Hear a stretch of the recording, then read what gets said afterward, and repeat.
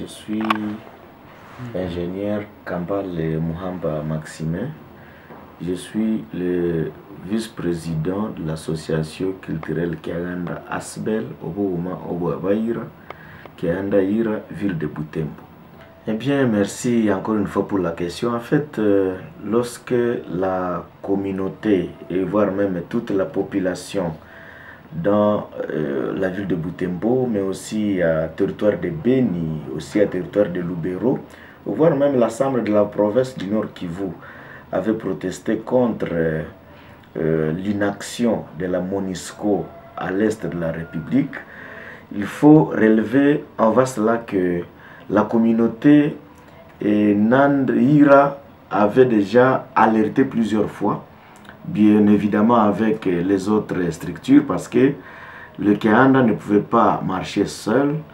C'est ainsi que, à date du 26 avril 2022, il y a M. Gilles Alinguette. C'était justement le 26 avril 2022 où Gilles Alinguette avait sorti aux médias pour dire que les hostilités se passent à plus de 2000 km des institutions de la République, et donc la République se portait bien. Et cela justement avait été mal digéré par les dignes fils de l'Est de la République démocratique du Congo, qui à l'occasion, le Kiaganda Ira avait donné son droit de réponse à travers une déclaration selon laquelle avait montré évidemment que la communauté Nande vivant au Grand Nord Kivu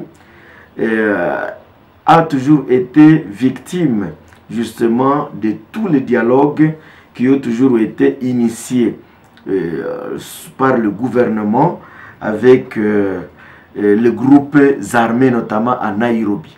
Et pour cela, il fallait répondre à Gilles Alinguette que l'issue de tout cela, il fallait maintenant dénoncer l'inaction de la MONUSCO. Et à partir de cette déclaration, il fallait suivre maintenant avec une note de plaidoyer.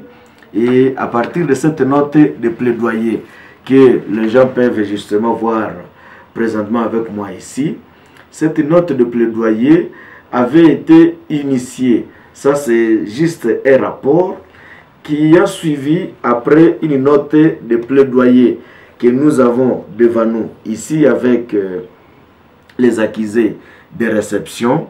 Et cette note de plaidoyer avait réuni et les acteurs de la coordination de la société civile dans le Grand Nord Kivu, notamment dans les territoires de Beni, dans les territoires de Lubero, mais aussi à la ville de Butembo et à la ville de Beni, où il fallait justement mandater en urgence une délégation pour se rapprocher des institutions à Kinshasa, et cela pour montrer que c'était évidemment c'était juste un mensonge que Gilles Alinguette avait présenté à plein jour. Il y a aussi la MONUSCO, la déclaration de la MONUSCO qui s'était suivie en disant que la MONUSCO n'a pas les armes sophistiquées pour faire face à l'agression de l'ennemi ou du M23 ici à l'est de la République. Et tenant compte de la résolution 2098 que le gouvernement et les Nations Unies avaient reconnu à la MONUSCO de traquer avec ou sans les FARDC l'ennemi, cela justement avait énervé l'opinion nationale et surtout l'opinion de la population de l'Est de la République.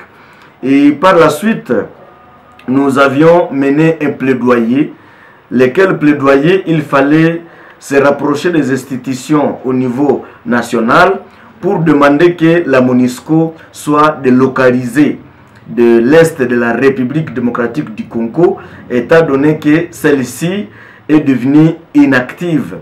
Ce qui a fait que le plaidoyer soit mené au niveau national au niveau provincial et voire même au niveau local. Et malheureusement, le gouvernement ainsi que la MONUSCO n'avaient pas compris cette alerte maximale qui était donnée par la communauté Yira Nande.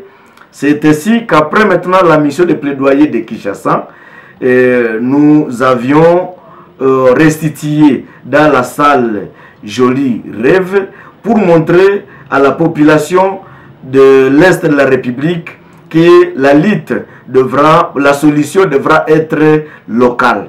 C'est à l'issue de cela, la population étant déjà montée par les provocations d'une part de Gilles Alinguetti et d'autre part de la MONUSCO, c'est ainsi que l'OVA a alors décidé de pouvoir continuer avec la lutte, avec le plaidoyer pour obtenir le départ définitif de la MONUSCO de l'Est de la République démocratique du Congo.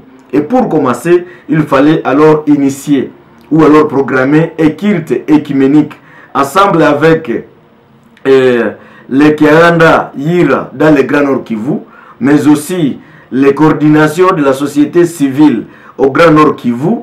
Nous nous étions réunis pour que l'on organise un culte écuménique. Ici à Butembo, nous étions au stade Van Nouvel.